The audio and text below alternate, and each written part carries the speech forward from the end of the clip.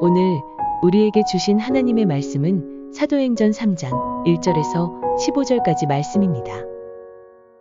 제9시 기도 시간에 베드로와 요한이 성전에 올라갈새 나면서 못 걷게 된 이를 사람들이 메고 오니 이는 성전에 들어가는 사람들에게 구걸하기 위하여 날마다 미문이라는 성전문에 두는 자라.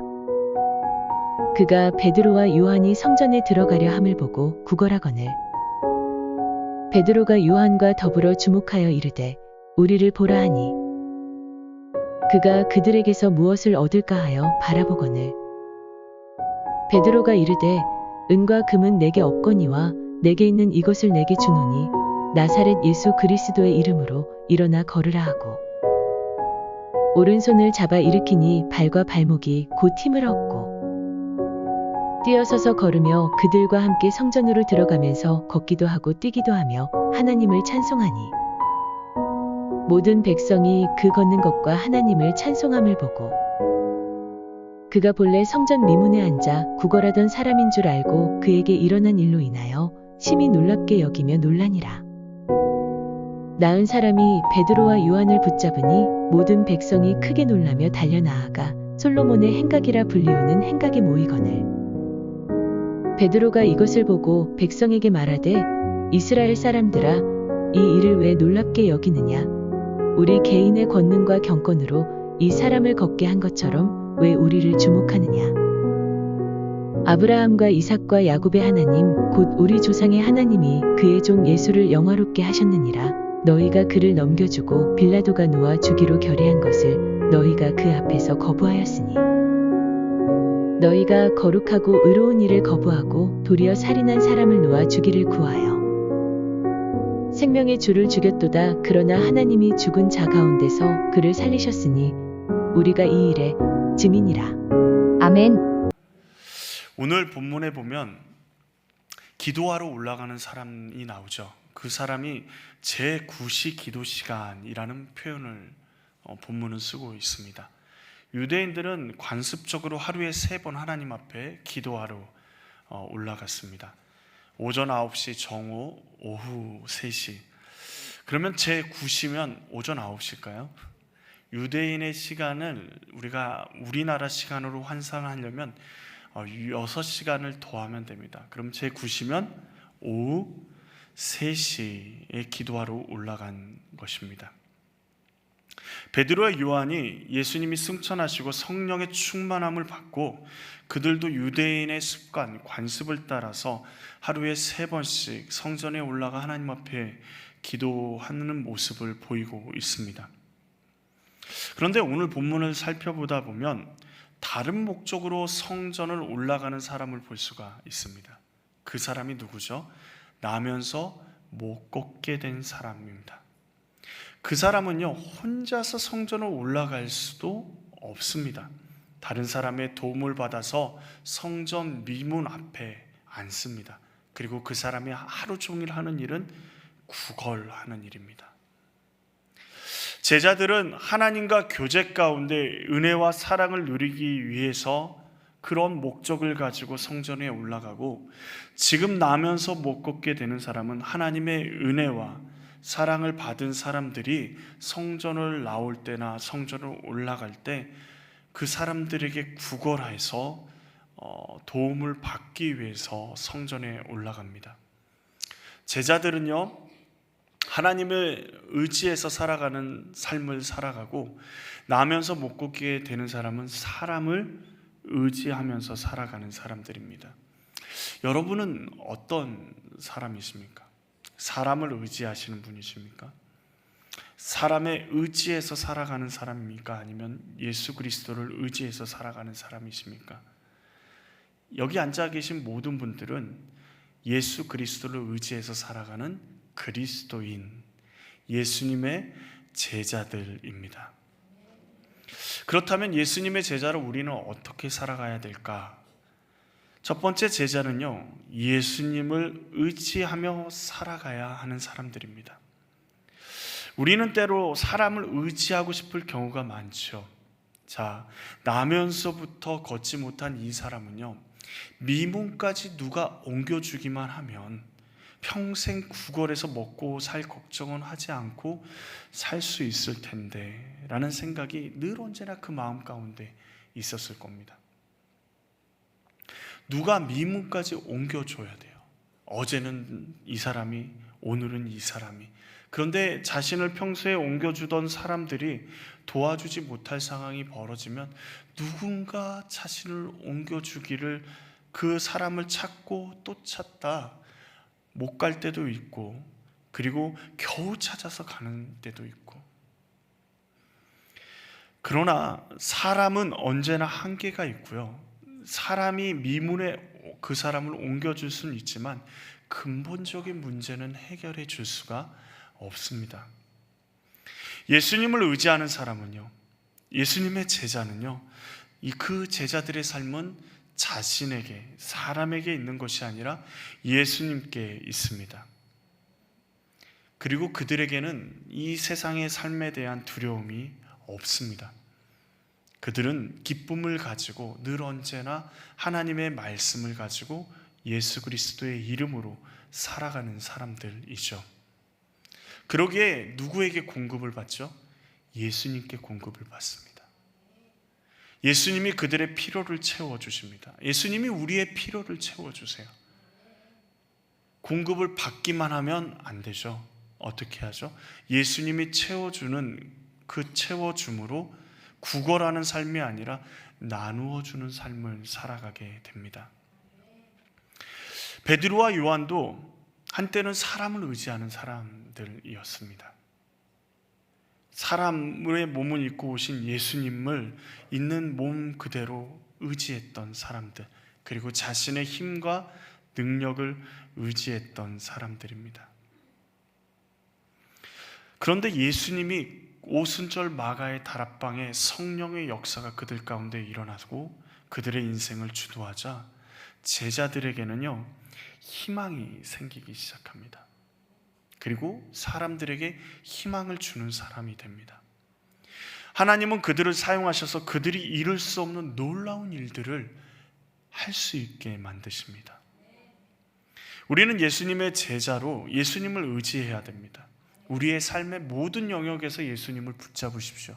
내가 자신 있는 영역, 내가 자신 없는 영역, 나에게 힘이 있는 영역, 나에게 힘이 없는 영역, 그 모든 것과 상관없이 주님을 온전히 붙잡으십시오. 예수님을 의지하고 살아가는 것이 제자의 모습입니다. 예수님만을 의지하셔야 합니다. 두 번째로 제자는 하나님의 때를 기다려야 합니다. 제자들이 하루에 3번 하나님 앞에 기도하는 시간에 맞춰서 성전에 올라가서 기도했습니다. 그 말은 무슨 말이죠?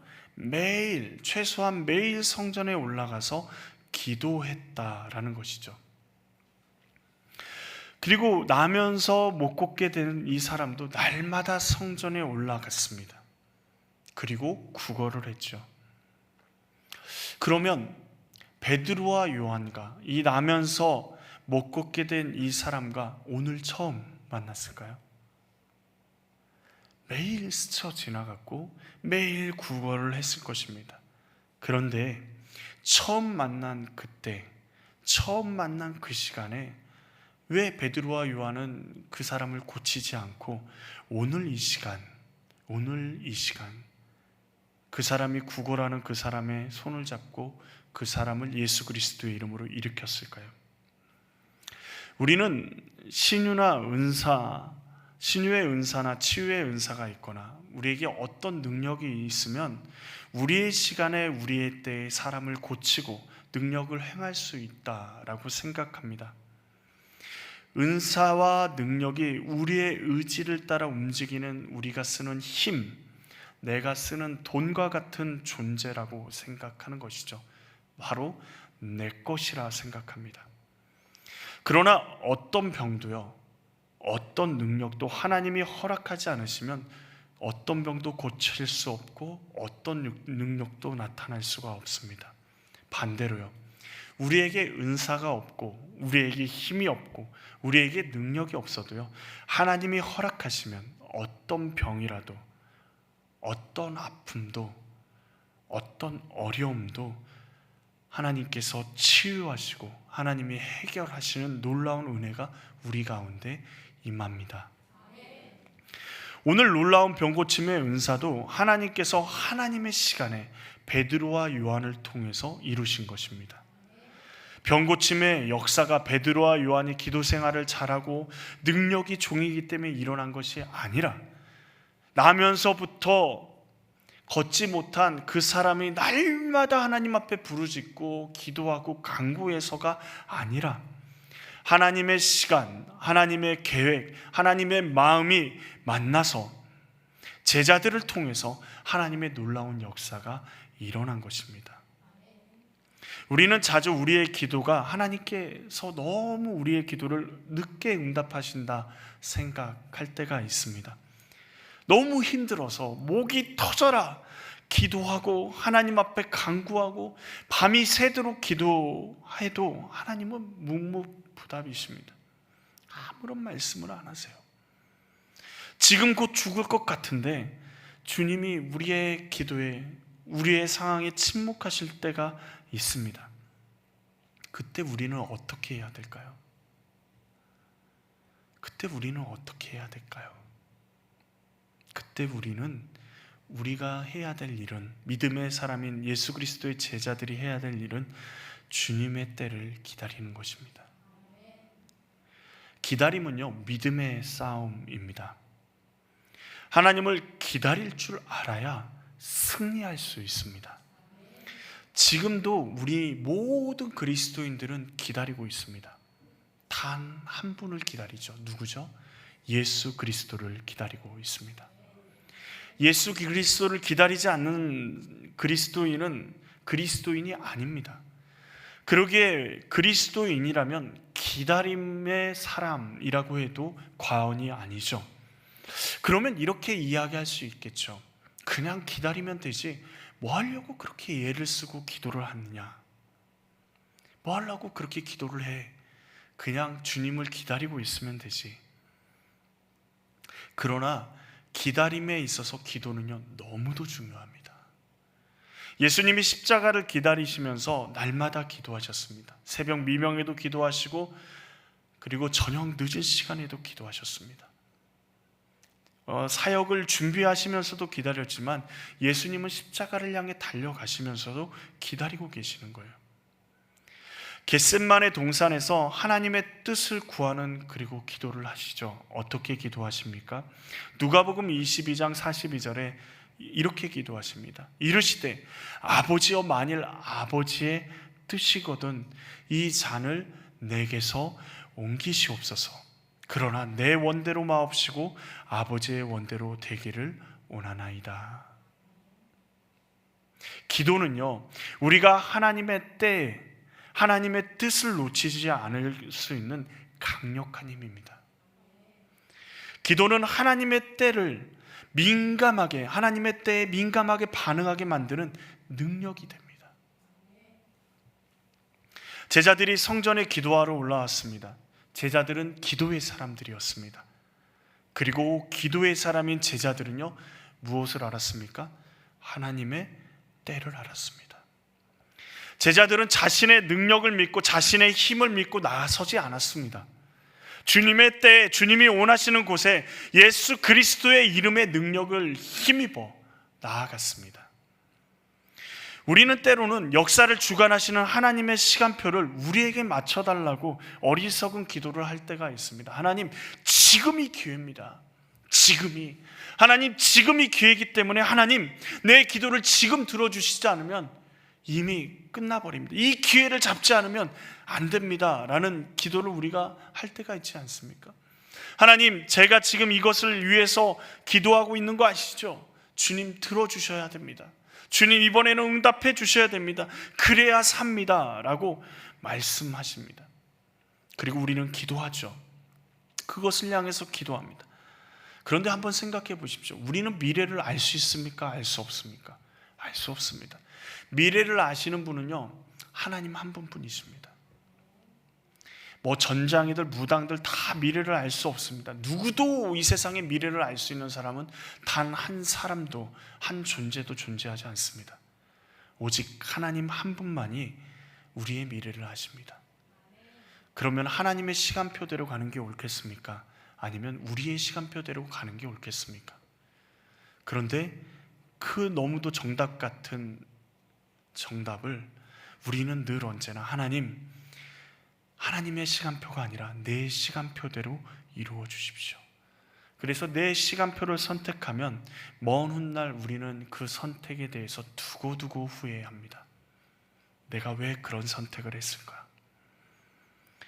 제자인 우리의 기도는요, 내 원대로 마옵시고 아버지의 원대로 되기를 원하나이다 라는 예수님의 기도처럼 내 시간, 내 뜻이 아니라 하나님의 시간에 하나님의 뜻이 이루어지길 위해서 기도해야 하는 것입니다. 그게 제자의 모습이죠. 그리고 그 기도가 형통한 삶에, 응답받는 삶의 비결이 되는 것입니다. 세 번째로 제자는요, 예수님의 이름으로 나아가야 합니다. 예수님의 이름으로요. 베드로와 요한은 나면서부터 걷지 못하는 사람에게 다가갑니다. 그가 구걸하죠. 한 푼 줍시오. 좀 도와주십시오. 주님의 은혜를 제게 베풀어 주십시오 라고 구걸하는 그에게 뭐라 그럽니까? 우리를 보라 라고 말씀하십니다. 우리를 보라. 구걸하는 사람들은 보통 도와주는 사람들에게 이렇게 얼굴을 똑바로 쳐다보나요? 그러지 않습니다. 전부 다 고개를 숙이고 좀 불쌍한 모습으로 도와달라고 하는 것이죠.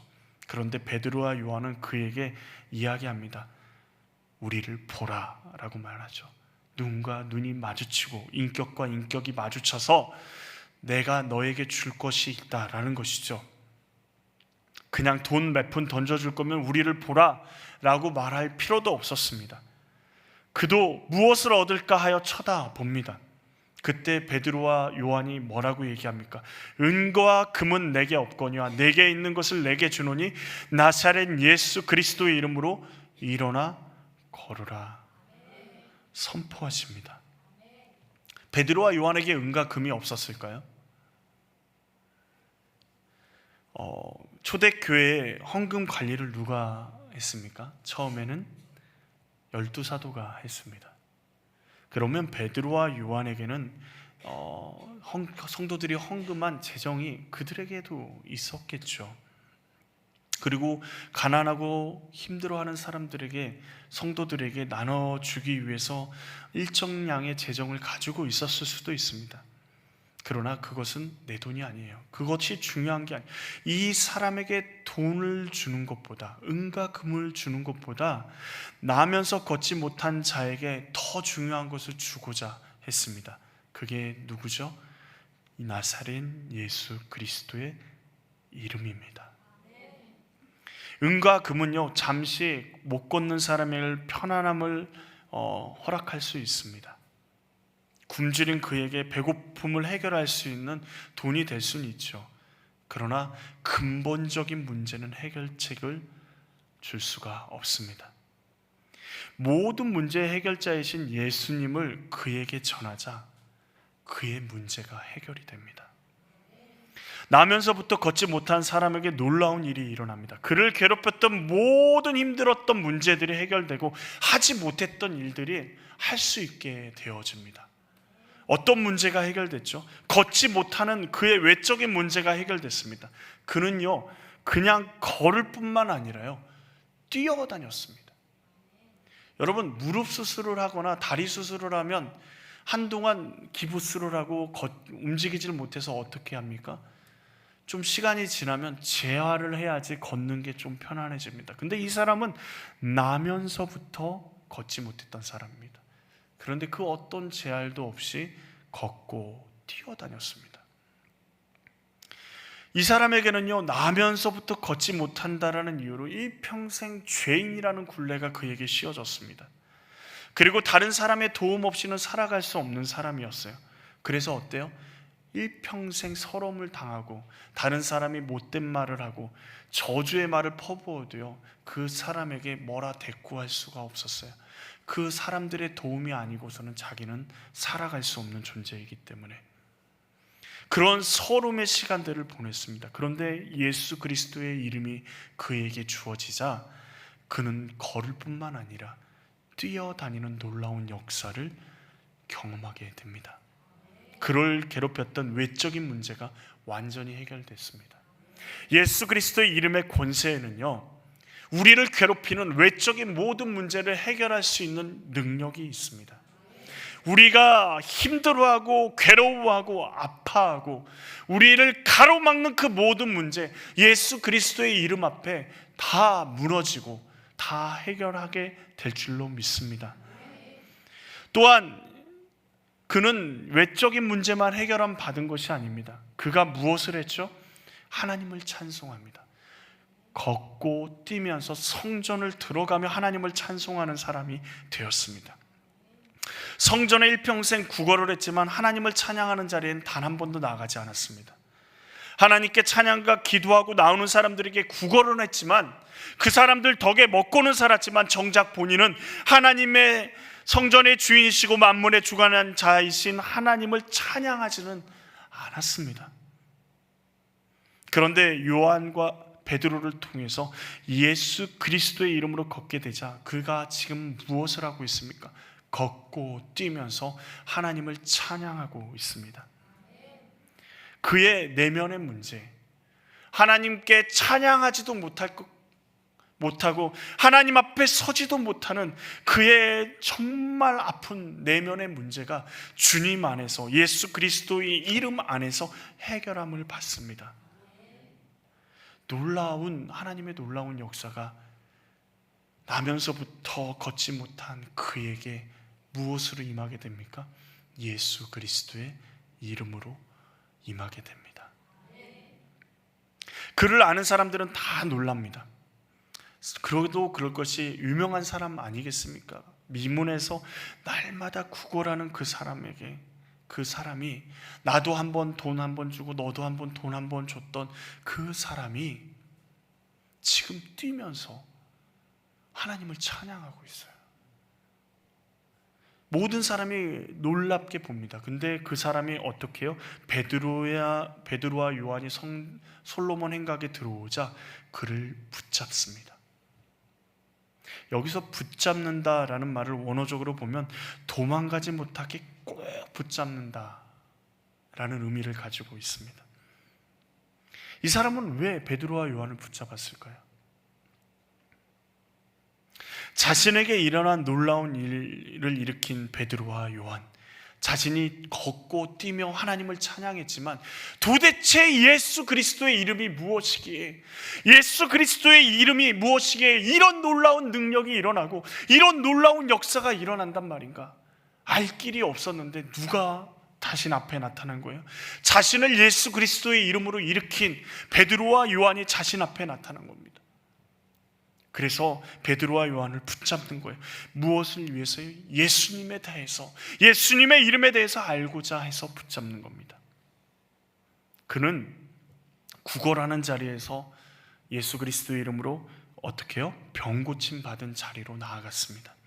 그리고 병 고침 받은 자리에서 예수님께로 나아가고 있습니다. 사람들은 놀랍니다. 인간의 상식으로 이해가 되지 않기 때문이죠. 순식간에 베드로와 요한을 둘러쌉니다. 베드로와 요한을 사람들이 주목하는 이유는 뭡니까? 놀라운 기적이 그들로부터 일어났다라는 사실을 듣고, 그리고 그 증인이, 고침받은 그 사람이 그들이 나를 고쳤다고 이야기하고 있기에 사람들이 전부 다 베드로와 요한에 주목합니다. 여러분, 이 정도쯤 되면 베드로와 요한에게는 굉장한 기회일 수 있습니다. 자신의 능력을 한껏 드러내고 하나님께 영광을 돌리고 예수 그리스도를 드러낼 수 있는, 그냥 내가 했다 이렇게 얘기할 필요도 없고 이렇게만 얘기해도 좋을 것 같아요. 하나님의 놀라운 은혜입니다. 여러분, 하나님이 우리를 도구로 사용하셨을 뿐입니다 라고 얘기했어도 사람들은 굉장한 반응을 보였겠죠. 하나님의 도구로 사용됐다고? 누가? 저 사람들이? 그러면 저 사람들은 선지자란 말인가? 저 사람들은 세례 요한처럼 하나님이 사용하는 사람인가?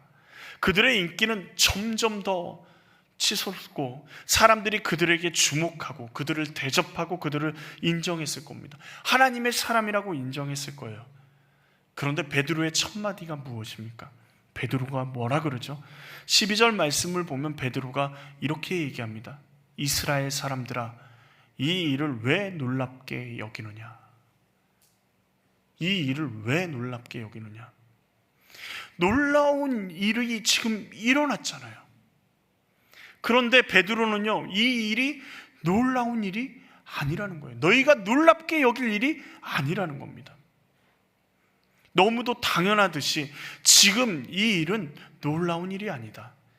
베드로가 자신이 뛰어난 능력이 있기 때문에 이 놀라운 이 일들을 행할 수 있다라고 생각했을까요? 베드로의 말을 보면, 그 뒤에 이어지는 베드로의 말을 보면 베드로가 왜 놀랍게 여길 일이 아니라는 것을 이야기하는지 알 수 있습니다. 우리 개인의 권능과 경건으로 이 사람을 걷게 한 것처럼 왜 우리를 주목하느냐라는 것이죠. 베드로는 확실히 자신의 힘과 능력으로 그리고 경건이 뛰어나기 때문에 이 일들이 일어난 것이 아님을 알고 있습니다. 이 일은 놀라운 일도 아니고 이 일을 통해서 주목받아야 할 분은 자신들이 아니라 누구라고 말하고 있습니까? 예수 그리스도라고 말하고 있습니다. 사람들은요, 기적을 일으킨 것처럼 보이는 주체인 베드로와 요한에게 주목했지만요, 베드로와 요한은요, 기적이 아니라요, 예수 그리스도에게 주목했습니다. 사람들이 했다면 놀라운 일이지만, 베드로와 요한이 했다면 놀라운 일이지만, 하나님이 하셨다면 놀라운 일이 아니죠.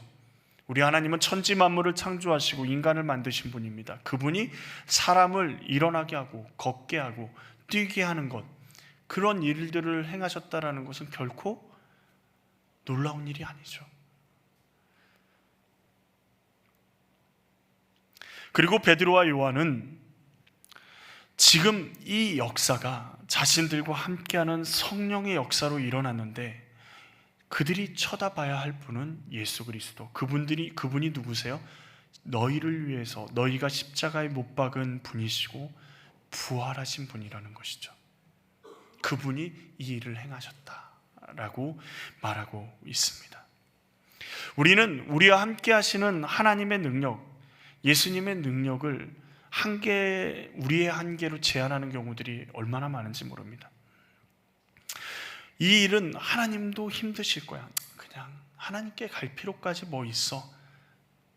이 일은 안 될 거야. 이런 일들은 원래 안 되는 일이야. 그러나 중요한 것은 우리 하나님은요, 못할 일이 없으십니다. 불가능한 일이 없으세요. 여러분, 기적이 상식이 되는 교회라는 이야기를 들어보신 적이 있습니까? 기적과 같은 일이 우리에게 상식이 되어야 된다라는 것입니다. 하나님을 믿고 하나님을 절대적으로 신뢰한다면 어떤 기적도요, 우리에게는 더 이상 기적이 아니라 상식이 되는 것입니다. 왜요? 하나님이 하신 일이기에 당연한 일이 되는 것이죠. 어떻게 이런 일이 가능할까요? 어떻게 이런 기적이 상식이라고 이야기할 수 있을까요?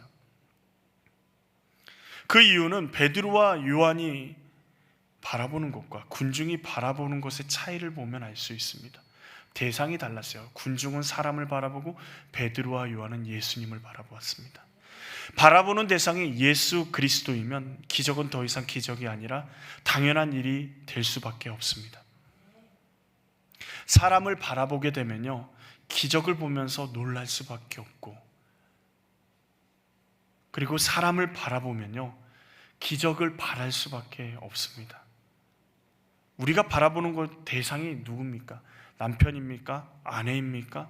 돈입니까? 자식입니까? 세상입니까? 우리가 바라보는 대상이 예수 그리스도일 때 인생에서 할 수 없다고, 더 이상 안 된다고, 이것으로 끝이라고 말하는 그 경고판들이 다 떨어져 나가게 될 줄로 믿습니다.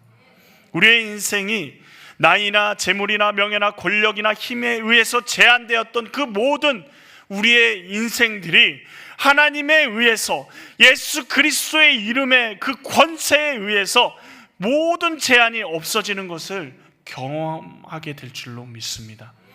사람들이 우리 인생을 보면서 놀라운 눈길로 쳐다볼 것입니다. 그리고 우리는 베드로처럼 그들에게 이야기하겠죠. 왜 놀랍게 여겨? 우리의 힘으로, 우리의 능력으로 한 것처럼 왜 나를 주목해? 내 안에 예수님께서 하신 거야. 우리 예수 그리스도의 이름으로 그러한 역사가 일어난 것이야. 우리가 바라보는 대상이 예수 그리스도가 되기를 원합니다. 예수님만 바라보는 제자는요, 예수님만 전할 수밖에 없습니다. 베드로와 요한은 자신을 바라보는 사람들에게 예수님을 전합니다. 그들의 시선을요, 예수님의 십자가와 부활을 바라보게 합니다. 베드로와 요한이요, 15절 제일 마지막에 뭐라 그럽니까? 우리가 이 일의 증인이라 라고 얘기합니다. 예수님의 이름으로 쓰러져 있는, 희망이 없는 그 인생 가운데 그의 손을 잡고 뭐라고 일으키죠? 나사렛 예수 그리스도의 이름으로 일어나 걸으라 하고 일으켜 세웠습니다. 그리고 자신들이 한 것처럼 한 그 일에 대해서 뭐라고 얘기합니까? 우리는 이 일의 증인이다 라고 얘기합니다. 증인, 예수 그리스도의 제자는요, 예수님의 이름을 가지고 선포하는 사람입니다. 우리 주변에 많이 쓰러져 가고 위로가 필요한 사람들에게 예수 그리스도의 이름으로 위로하십시오. 그리고 우리를 막고 있고 우리를 힘들게 하는 그 모든 장벽들 앞에서 예수 그리스도의 이름으로 선포하십시오. 주님의 능력에 힘이 있습니다. 우리의 육신의 질병이 있습니까? 예수 그리스도의 이름으로 물리치십시오. 주문처럼 외우지 마시고 주님의 이름에 능력이 있음을 믿고 예수님이 나와 함께 하시고 그분이 이 우주 만물을 창조하신 분이심을 믿으며 완전히 주님 앞에 사로잡혀 나아가 주님의 이름을 선포하고 주님의 이름을 붙잡고 나아갈 때 주님의 능력이 우리의 삶 가운데 드러나게 될 줄로 믿습니다. 천하 만물을 만드신 하나님이 우리에게 이름을 주셨습니다. 우리에게 모든 능력을 주셨고 하나님의 자녀된 권세를 주셨습니다. 왜 울며 왜 좌절하고 왜 절망하며 쓰러져 계십니까? 주님의 이름으로 일어서십시오. 예수 그리스도의 이름으로 일어설 때 하나님의 놀라운 역사가 우리의 삶 가운데 드러나게 될 줄로 믿습니다. 예수 그리스도의 이름의 능력이 우리의 삶에 나타나고 우리의 입술의 고백과 우리의 삶의 모습을 통해서 예수님이 온전히 증거되는 삶이 우리의 삶이 되기를 원합니다. 우리 복음사랑교회 모든 성도들이 주님의 이름의 권세를 붙들고 일어설 수 있기를 원합니다. 쓰러진 사람을 일으켜 세워주시고 예수 그리스도의 이름으로 나사렛 예수 그리스도의 이름으로 일어나 걸으라. 내가 이 일의 증인이라. 내가 예수님의 십자가와 부활의 증인이다. 그분이 우리에게 이 권세를 주셨다라고 증거하는 우리의 삶 될 수 있기를 간절히 원합니다. 찬송가 94장을 보면요, 이런 찬양이 가사입니다. 주 예수보다 더 귀한 것은 없네. 이 세상 부귀와 바꿀 수 없네. 영 죽을 내 대신 돌아가신 그 놀라운 사랑 잊지 못해. 주 예수보다 더 귀한 것은 없네. 이 세상 명예와 바꿀 수 없네. 이전에 즐기던 세상 일도 주 사랑하는 마음 뺏지 못해. 주 예수보다 더 귀한 것은 없네. 이 세상 행복과 바꿀 수 없네. 유혹과 핍박이 몰려와도 주 섬기는 내 마음 뺏지 못해. 후렴이 이렇죠. 세상 즐거움 다 버리고 세상 자랑 다 버렸네. 무엇 때문에요? 주 예수보다 더 귀한 것은 없네. 주 예수밖에는 없네. 이런 사람이요, 이런 믿음의 고백을 하는 사람이 예수님의 이름의 능력을 소유한 사람입니다. 예수 그리스도의 이름이 우리의 삶 가운데 왜 능력을 발휘하지 못합니까? 우리의 믿음이 없어서 그렇습니다. 왜 믿음이 없습니까? 세상 즐거움이, 세상의 자랑이, 세상의 부귀가, 세상의 명예가, 세상의 행복이 우리를 붙들고 예수님을 믿지 못하게, 예수님이 그 어떤 것보다 귀하십니다. 우리 이 찬양으로 주님 앞에 고백하며 나아가기 원합니다.